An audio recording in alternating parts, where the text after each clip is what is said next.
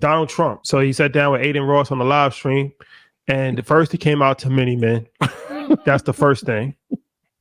Not in the manner of I would have advised him to do it at Troy the Millings' Republican birthday. national. They already thinking back.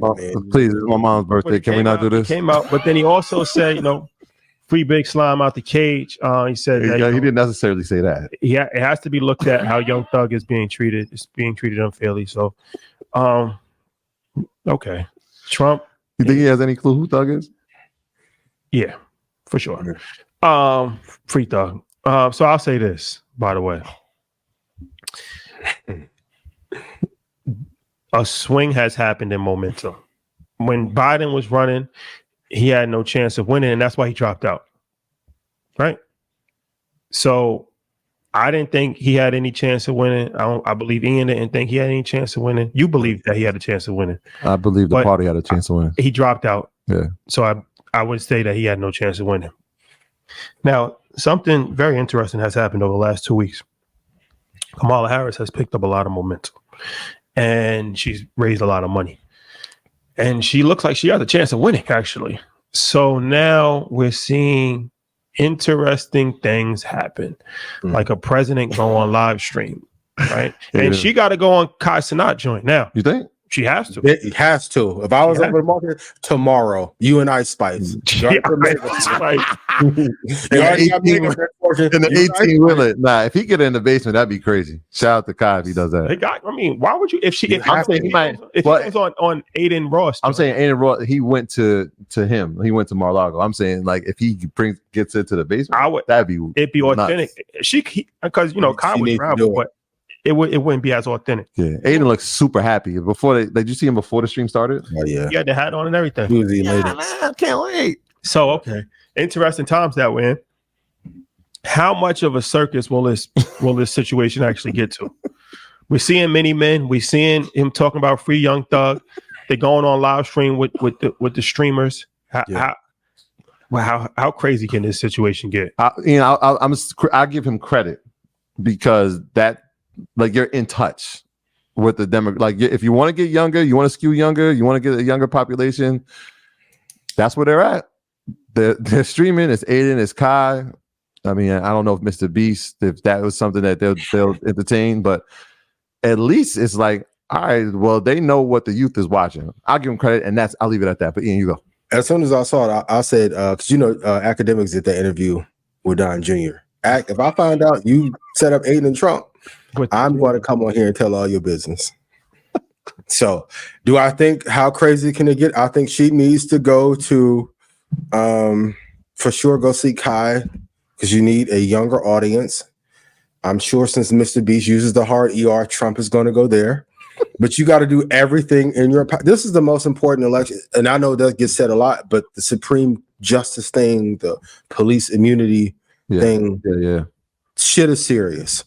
And I think we need to get one interview. If I was on her campaign, like you need one interview where you're incredibly authentic. And I think somebody like a Kai could possibly get that out of her.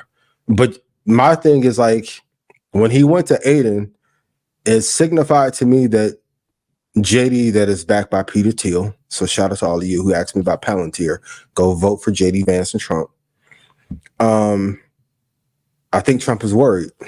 I don't think that the Republicans thought that Biden was going to step down because I think they would have picked another VP. And the traction and the money has flowed in so quickly. In October, are we going to release who we're voting for or no? Sure. I'm coming with a big ass line. Sure. I think we have to keep journalistic integrity. Nah, fuck all that.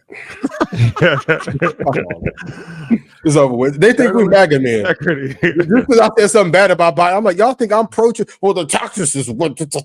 Shut up, yo. That doesn't necessarily mean you're not integral. It just means. I mean, but once you announce that you're supporting the political, no, you're not saying you're just saying that's who you voted for. That means you're a supporter.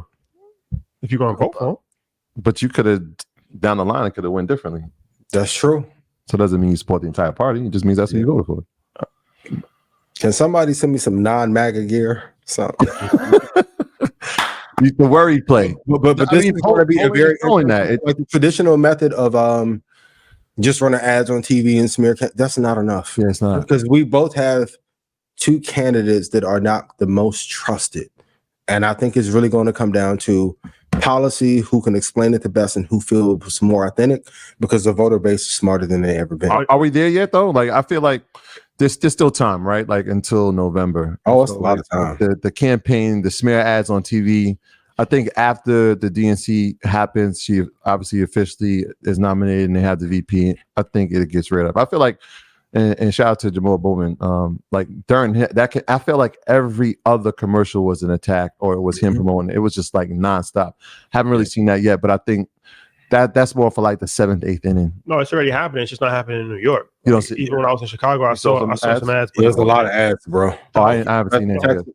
The whole thing is, momentum. Every commercial, sports, everything just happens in quick momentum, and she has the momentum right now. And I think they're trying to figure out how. And she's gonna have even more momentum after the Democratic National Convention. Yep, that'll give her even more momentum.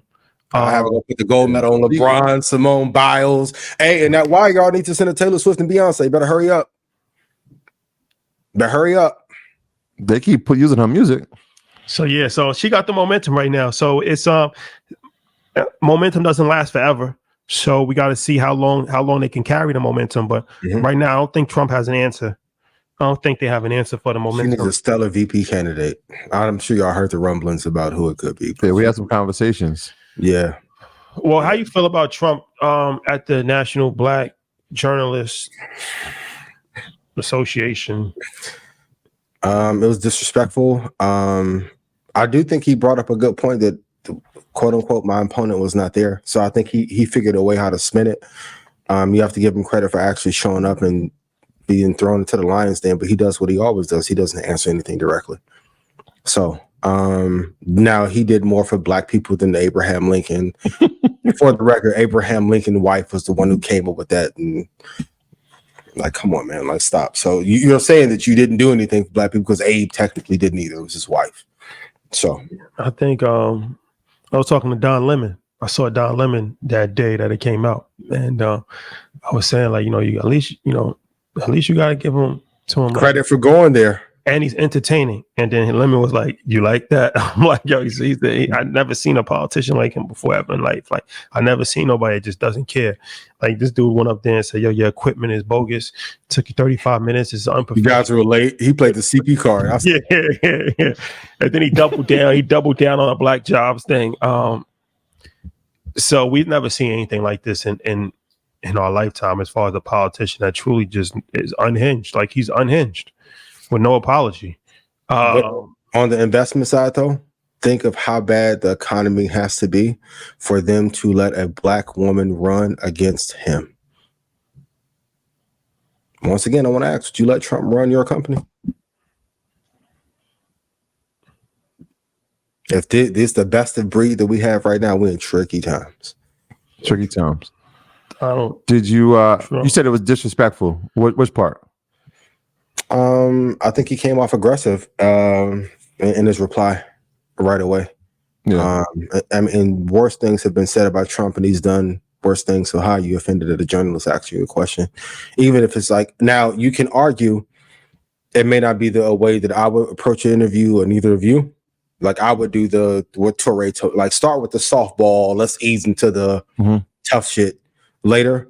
But I think he took too much of a defensive stand, and you knew you was going into the Lions Den. You know you're not a favorable amongst the Black people. I think he had a chance to try and sway some voters, but I don't think he's really thinking some of this through. I think he took it for granted. I really think he thought Biden was going to be his opponent, and he's a little bit shell-shocked now that he has a candidate that has some momentum and political and capital. How you feel about him saying that she's not Black?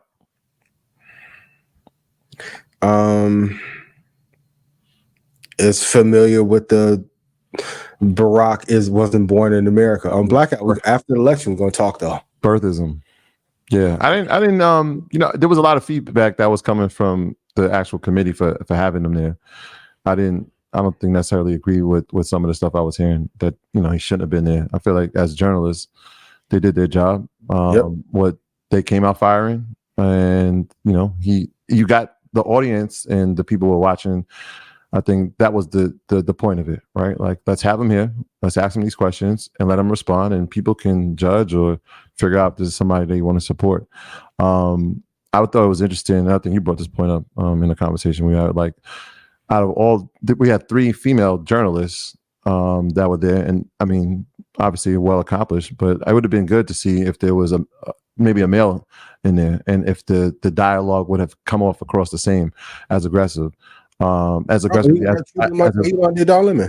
was, because there were male journalists that were there. They just weren't, given the opportunity to sit on stage. And from what he said, they kind of handpicked who they wanted and kind of handpicked some of the questions, and maybe that's why he responded in that aggressive manner, because he felt like, well, how are you to challenge me in this moment with me being here? But I thought they did their job. It was unfortunate, some of the feedback that they got. And then I saw Stephen A. Smith was there. Shout out to Stephen A. He had First Take there and spoke about the situation as well. So if anything, if comes from it, people got to see or got to realize, like, hey, this is who you're dealing with, up close and personal. And the fact that she wasn't there, I think he kind of left out the part that Kamala was attending Congresswoman Sheila Jackson's funeral. So the reason she wasn't there was spin by any means. He's going to. Do we think Trump is going to be honest with black people regardless of who the journalist is? I don't think he's going to be honest with anybody. So I don't know if it's just us. I mean, just in general. He is entertaining. Are he going to be honest to the MAGA people? Well, except the January 6th thing that he didn't go to, that he made them go to. Never told him to go down there.